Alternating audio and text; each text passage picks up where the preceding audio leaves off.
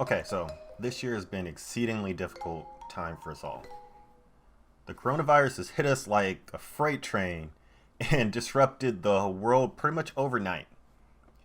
It has exposed a lot of the inequities that many of us are pretty much aware of, but try to ignore, particularly those that plague people of color more than others. By others, I mean white people. The numbers speak for themselves, really. Black communities make up about 16% of the population. I would say 13 to 16%. And over 40% of the coronavirus cases in most large affected areas. That's really the data speaking for itself. The opportunities for improvement often don't come over the train tracks. And by train tracks, I mean just really the train tracks for most communities. And that's not really a metaphor. That's really being quite literal with it. When you look at what's going on in the augmented reality, the virtual reality, mixed reality space, pretty much XR, you see a lot of opportunities for growth, especially now. There's potential in healthcare, in manufacturing, in education, etc. Consumer products are tailing on that end. It's mainly business to business solutions, but there's opportunities. The coronavirus, in many ways, has showed us the usefulness of XR in an age where social distancing is really a new norm. You don't need to invest in expensive training equipment or training locations if you know how to utilize AR, MR, VR, and XR. You can be more efficient in your training because of it as well.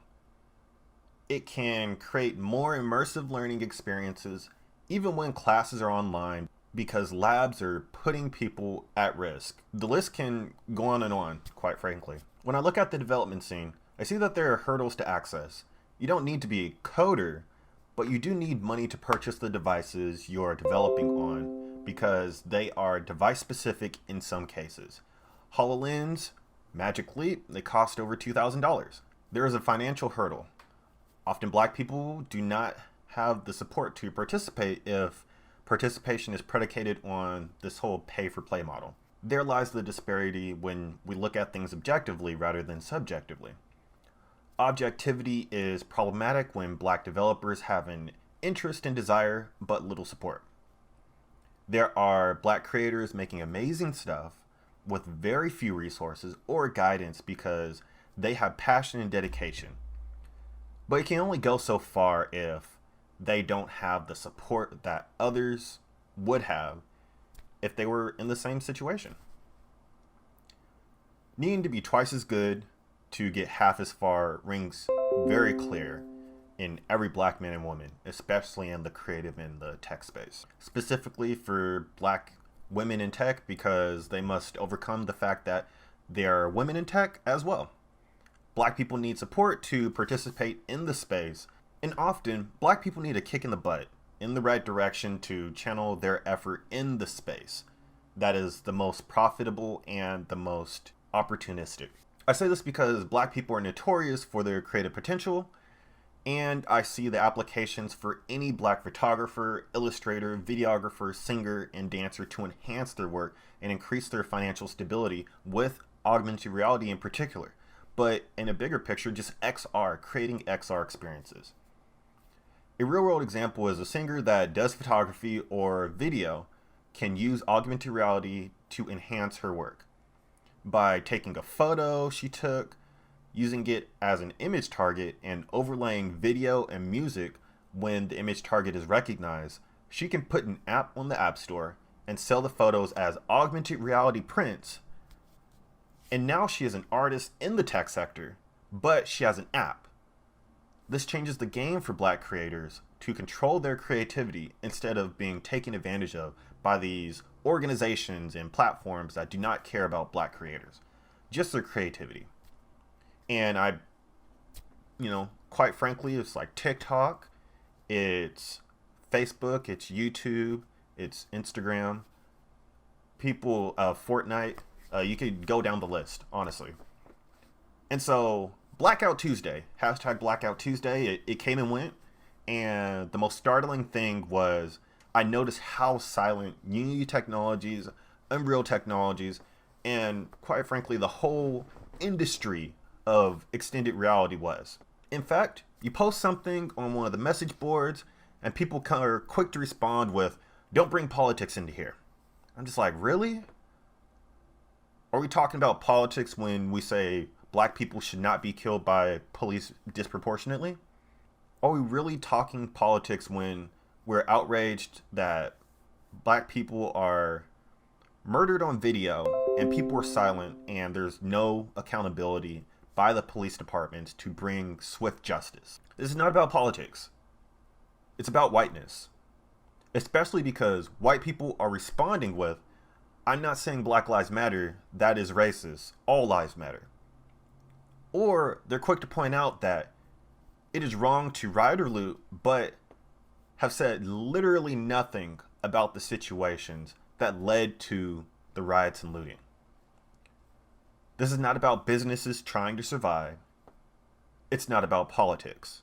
If it was, the spike in unemployment due to these very same businesses being looted, laying off, and firing people would have caused the same amount of vitriol. It is a deflection to avoid the true issue, and that issue is inequity of opportunities towards the pursuit of happiness. It is a hindrance of the American dream. Now, there are allies. I see that and I acknowledge that. Over the past few days, I've been invited into XR communities with open arms, and as a black person in the tech space, you have no idea how that makes me feel. Just feeling accepted without needing to hide or downplay my blackness is really a relief, and I can honestly say that. I think that experience is often brushed over and not really explored as much. For black people in tech, they worry about why they are not included in as much as they should be, really, in conversations, in job opportunities, in promotions, etc. And whether it is because they're black. They really ask themselves, like, if I was white, would I have a different experience? And I honestly think about that a lot, especially because I'm in the tech, I'm in the arts, and I'm pursuing medicine. And so I saw a tweet that was really telling, and it's by @bookandcrannies_.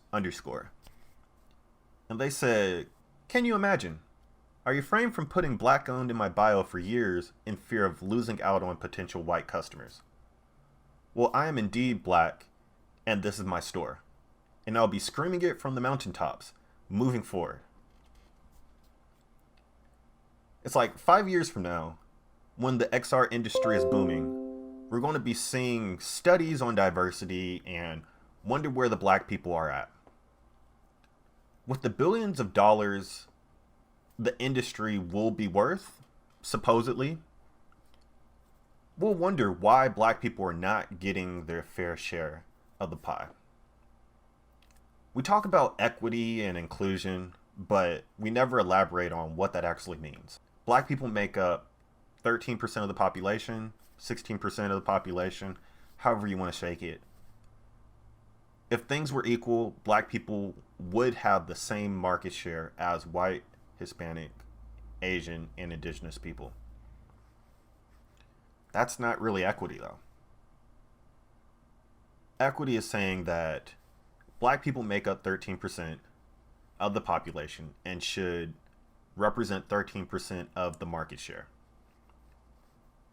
13% of the income and profits, and 13% of the workforce.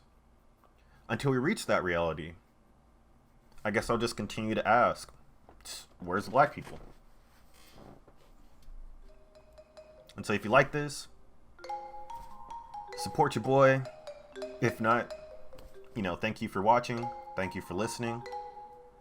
If you're interested in learning more about augmented reality, you can check out my free course.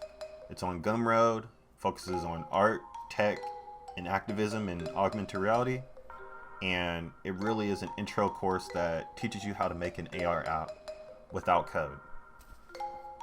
And so check out my other projects, check out everything else that you see, and I'll catch you on the flip side. Deuces.